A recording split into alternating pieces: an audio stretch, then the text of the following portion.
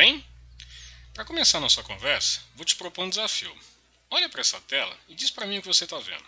Vamos lá? E aí? Nada? Nada mesmo? Ué, por que será? É simples, porque não há luz.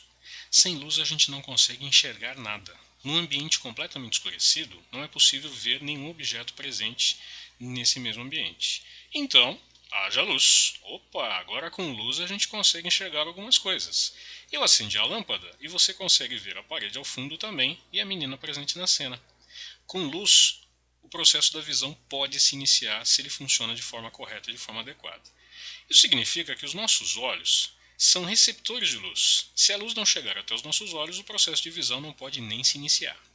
Agora, se eu te perguntasse, nessa cena, quem é a fonte de luz?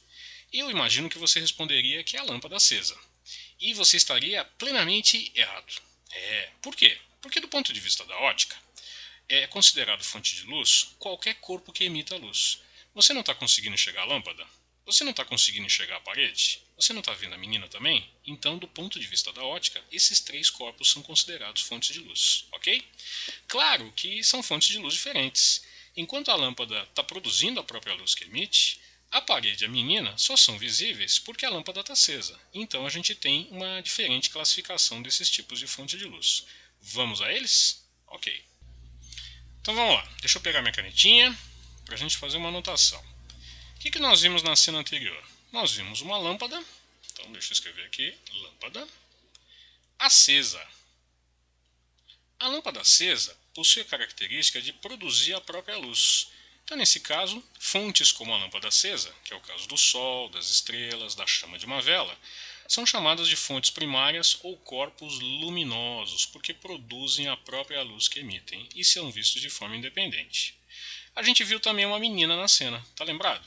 Então, a menina também é uma fonte de luz, mas ela só se tornou visível quando a lâmpada foi acesa. Corpos que emitem luz, mas que precisam receber essa luz primeiro de uma outra fonte, são chamados de fontes secundárias ou corpos iluminados. Tá? Corpos iluminados.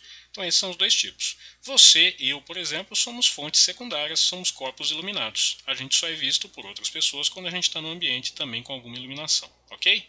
Agora um detalhe importante. Entre a fonte e os nossos olhos, é importante que a gente entenda que a luz precisa sair da fonte e chegar aos nossos olhos para que o processo de visão possa se iniciar.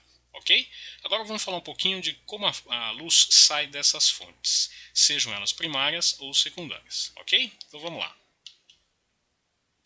Como a gente estava falando, a luz ela sai das fontes e ela tem que atingir os nossos olhos para que o processo de visão possa acontecer. Então vamos considerar que essa bolinha aqui é a nossa fonte. Há três maneiras que a gente considera de emissão da luz por essas fontes aqui.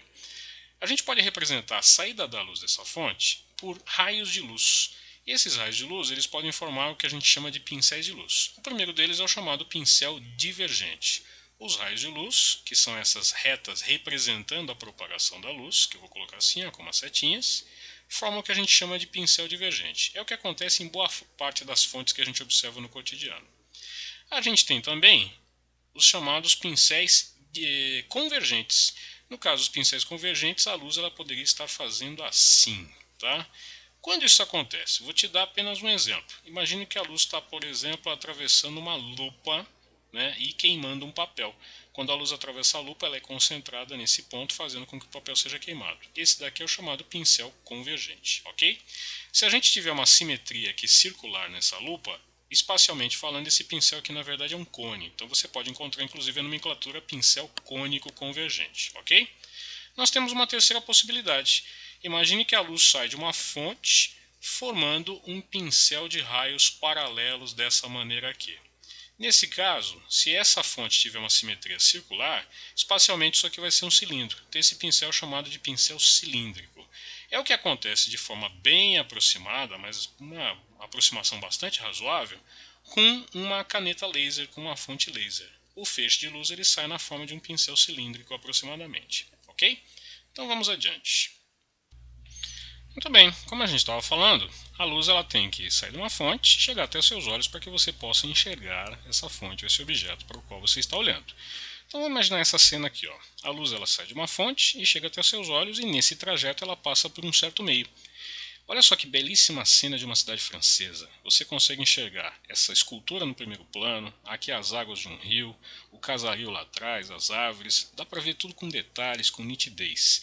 O que tem entre você e essas casas aqui ao fundo, por exemplo? Ar. O ar é o que a gente chama de meio transparente. O que é um meio transparente? É um meio no qual a luz atravessa e você consegue distinguir com nitidez os objetos quando você olha para eles dentro desse meio.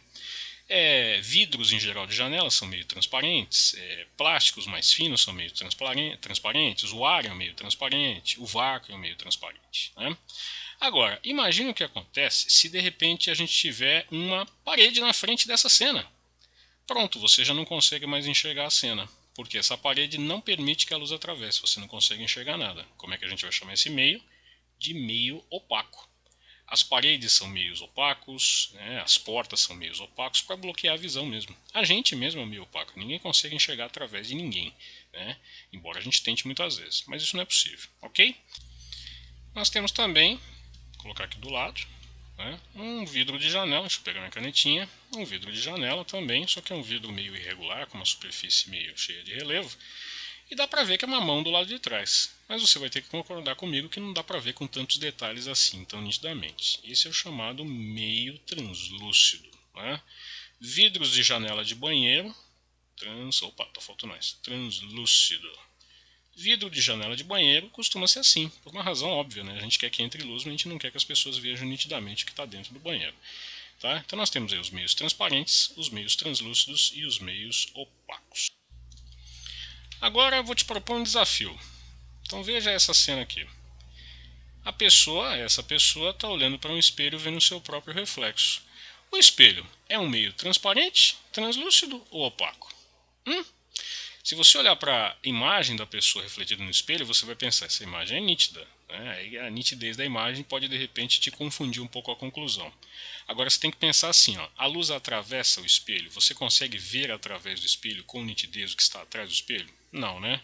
Então nesse caso toma cuidado com a pegadinha. Tá? O espelho, nesse caso aqui da cena, o espelho vai ser considerado um meio opaco, porque a luz, embora atravesse o espelho, né, em pequeníssima quantidade, a gente não consegue enxergar através do espelho com facilidade e ver o que está do outro lado com nitidez. O que você vê é o seu próprio reflexo. Então o espelho é um meio opaco. Muito bem, até mais.